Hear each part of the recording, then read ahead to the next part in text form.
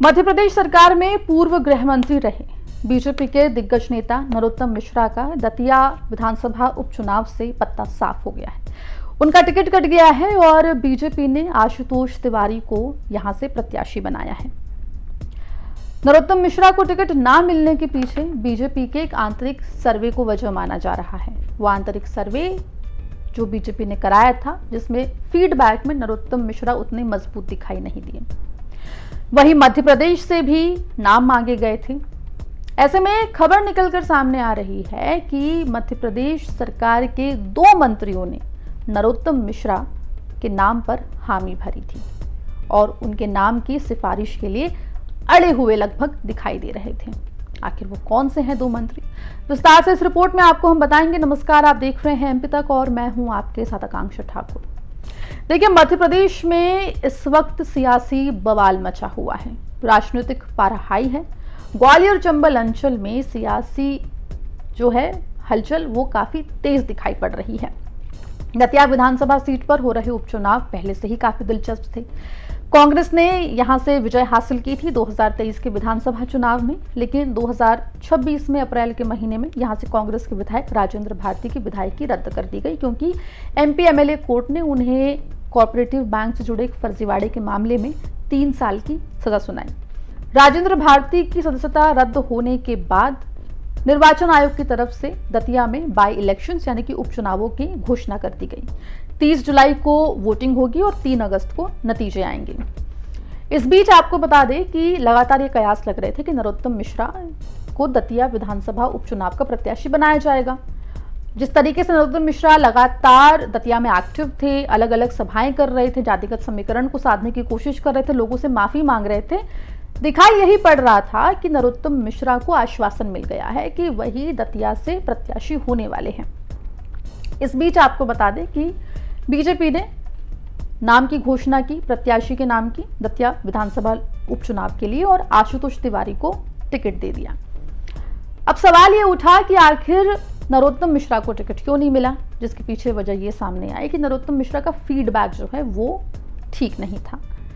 Party उनकी जीत को लेकर आश्वस्त नहीं थी और इसी के चलते उनका टिकट काट दिया गया। वहीं आपको बता दें कि मध्य प्रदेश के नेताओं से, मध्य प्रदेश के संगठन से भी नाम मांगा गया था। सूत्रों की माने तो जब मध्य प्रदेश में ये बैठक हुई, जिसमें बीजेपी संगठन को ये तय करना था कि किस नेता का नाम दिल्ली भेजना है, उस बैठक में 2 नेताओं ने नरोत्तम मिश्रा का खुलकर साथ दिया था। वो 2 नेता थे कैलाश विजयवर्गीय और प्रहलाद सिंह पटेल।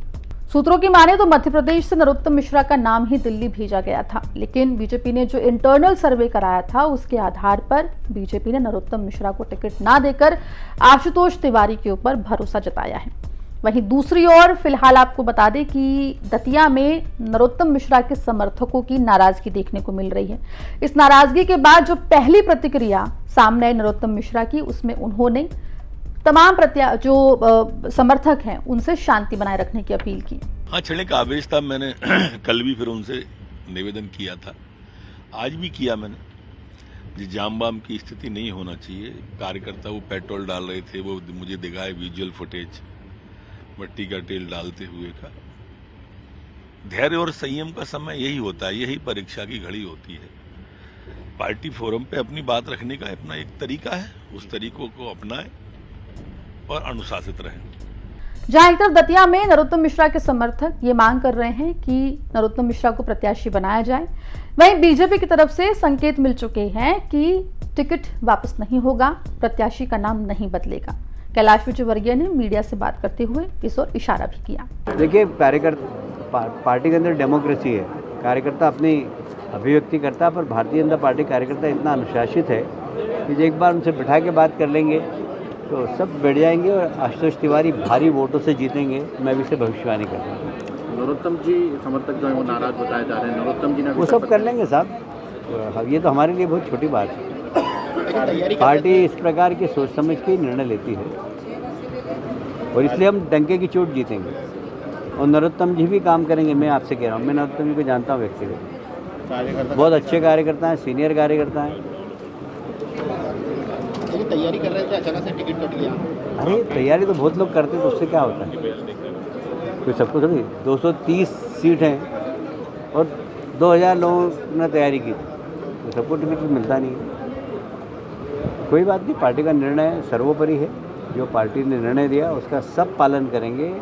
नरोत्तम जी का अगर कहीं गुस्से, मेरी बात नहीं, मैंने कल फ़ोन लगाया था 2-3 बार, पर मेरे को मालूम है कि वो पार्टी के बहुत पुराने कार्यकर्ता है, समर्पित कार्यकर्ता है, पार्टी के निर्णय का सम्मान करें। क्या टिकट बदला जा सकता है? देखिए, एक बार टिकट डिक्लेयर होने के बाद पार्टी में कभी परंपरा नहीं रही कि टिकट बदले, इसलिए मुझे नहीं लगता कि इस प्रकार टिकट बदला जाए। क्योंकि आशुतोष जी भी बहुत अच्छे कार्यकर्ता, हमारे संगठन मंत्री रहे, बहुत अच्छे कार्यकर्ता। तो कुल मिलाकर अगर तस्वीर देखी जाए फिलहाल दतिया विधानसभा उपचुनाव की, तो जहां एक तरफ बीजेपी में भारी कोहराम मचा हुआ है, ऐसे में बीजेपी के लिए आशुतोष तिवारी के लिए आगे बड़ी चुनौती है। चुनौती ये कि आखिर कैसे तमाम नाराज जो कार्यकर्ता हैं बीजेपी के दतिया में, उनको कैसे बीजेपी मना पाएगी। वहीं दूसरी ओर इंतजार कांग्रेस के पत्ते खोलने का भी हो रहा है कि आखिर कांग्रेस कब अपने उम्मीदवार के नाम की घोषणा करेगी और कांग्रेस का उम्मीदवार कौन होगा। लेकिन फिलहाल नरोत्तम मिश्रा जो हैं वो चर्चा में बने हुए हैं, जहां एक तरफ लगातार वो दतिया सीट पर प्रचार कर रहे थे, वहीं एक बड़ा झटका उनको मिला है। ऐसे में ये भी देखना दिलचस्प होगा कि आशुतोष तिवारी के लिए क्या नरोत्तम मिश्रा वोट मांगने के लिए मैदान में उतरते हैं या नहीं। पूरे मामले पर आपकी क्या राय है, कमेंट सेक्शन में जरूर लिख के बताएं। मध्य प्रदेश जुड़ी तमाम खबरों के लिए बने रहिए एमपी तक के साथ।